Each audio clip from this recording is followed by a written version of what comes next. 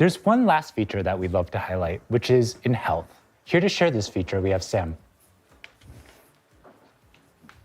Thanks, Mark. All right, so we're going into the health sector. One of the top use cases of ChatGPT is health. People use it a lot. You've all seen examples of people getting day-to-day care advice or sometimes even a life-saving diagnosis. GPT-5 is the best model ever for health, and it empowers you to be more in control of your healthcare journey. We really prioritized improving this for GPT-5, and it scores higher than any previous model on HealthBench, an evaluation that we created with 250 physicians on real-world tasks. To talk about this, Interesting. They assisted with the learning part of this section for the health. Very interesting. I'd like to invite my colleague Felipe and his wife Carolina to share their healthcare journey. Thank you so much for joining us. Thank you for having us. Thanks, Sam. So to start off with, could you tell us about the journey, the healthcare journey that you've been on? Yeah. So last October, our lives were turned completely upside down when I was diagnosed with 3 different cancers, including an aggressive form of breast cancer at the age of 39, all within 1 week. And there's just absolutely nothing that prepares you to receive news like this. I found out about the first diagnosis when I got an email notification that my biopsy results were ready.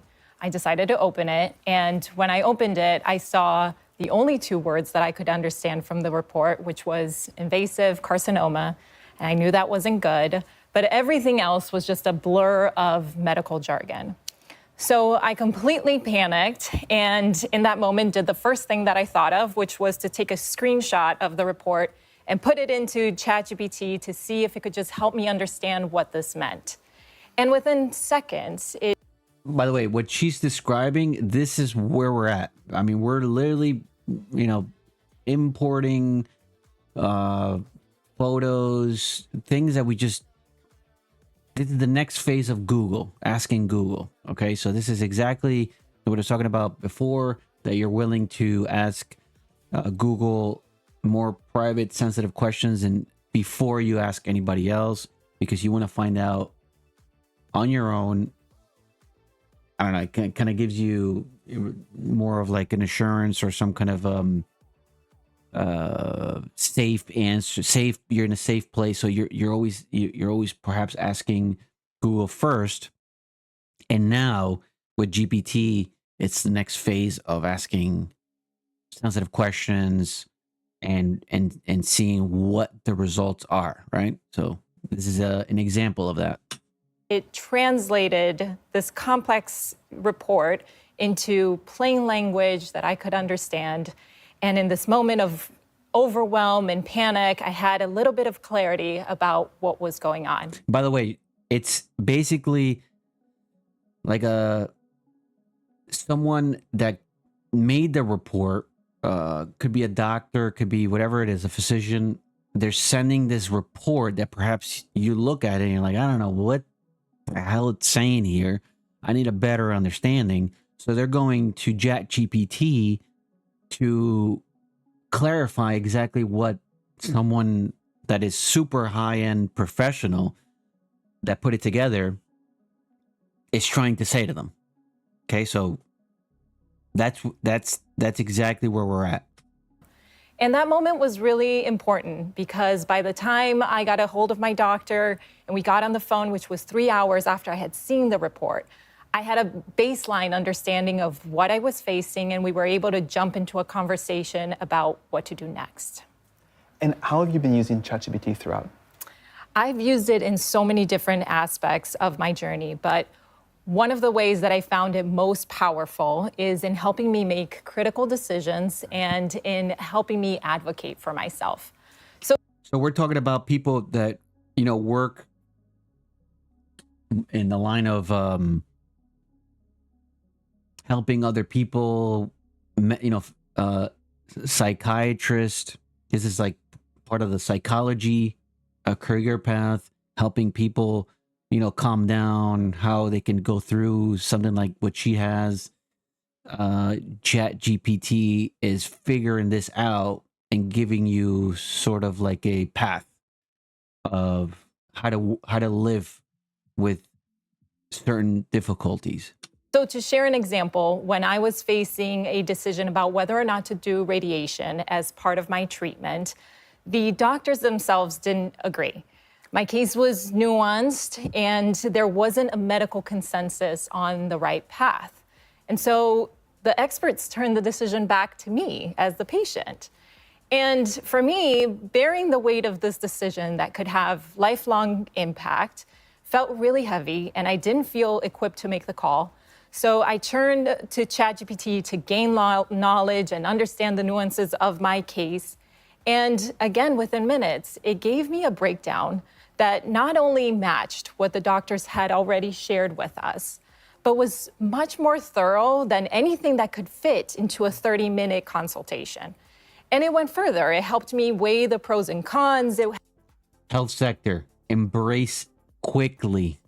Health sector, embrace this quickly. Because people are starting to veer off to another for answers. They are not trusting, or they're not they don't know how to they don't know how to understand what is happening. And again, health sector, embrace for impact. Helped me understand the risks and the benefits. And ultimately, it helped me make a decision that I felt was informed, that I felt I could stand behind when the stakes were so high for me and my family. Yeah. I mean, for me, what was really inspirational was watching her regain her sense of agency by using ChatGPT. In this moment, it'd be so easy to feel helpless. And there's such a big knowledge gap between what the doctors know and what we know. And however, no one cares more about Carolina's health than she does. And so what I loved was seeing her really empower herself and gain knowledge and become an active participant in her own care journey. And I think that's a really important point to emphasize. I think that the promise of AI in healthcare isn't in just breakthrough discoveries or better diagnostics. I think it's in creating smarter and more empowered patients that can fully participate and advocate for themselves in their care. Speaking of that, you've been testing GPT-5. What do you think? I've been so mind blown about GPT-5 and its capabilities. One of the first things that jumps out at me is just how fast it is. Almost a little alarmingly at first. I felt that too. It's like, are you sure you thought about that enough? Did you think long enough? But it is very thorough. And more importantly, it feels more like a thought partner that connects the dots. So again, psychologist, career path, psychology, career path, brace for impact. Brace for impact. So rather than just translating information or giving you an answer, it helps you actually navigate the problem. Yeah. Consulting, counselors, brace for impact, teachers, coaches, brace for impact. Great example is we actually went back and took our initial biopsy prompts and put them into GPT-5. And GPT-4o had done a great job. It had translated, explained what these words meant, and helped in a way that we can understand. But GPT-5 seemed to understand more of the context and the question behind the question. Like, why would we be asking biopsy results? And so I said, well, here's actually what's not on here yet. Here's what results are still pending that you're gonna have to ask about. Here are questions you might wanna go ask your doctor and think when you start talking to them. And so it really started to pull together a complete personalized picture. And that's what really inspires us. I mean, you can see all the amazing improvements in the benchmarks, but what is so helpful is that this tool is available today. And the reason Carolina and I are here, and the reason we feel so passionate about sharing our story, is for that individual that's going to get a diagnosis like this today. Those families going through a cancer diagnosis, similar medical diagnosis, are going to face some of the most challenging decisions of their lives. And what really inspires me is that they're going to have access to better tools and support than we had even just 8 months ago. We're incredibly excited for that too. Thank you so much for coming to share your story. We're pleased that ChatGPT has been able to be helpful to you, and we hope that the new version will really be able to help a lot of people. We wish you the very best. Thank you. Thank you. And I'd like to hand it over to our president, Greg Brockman.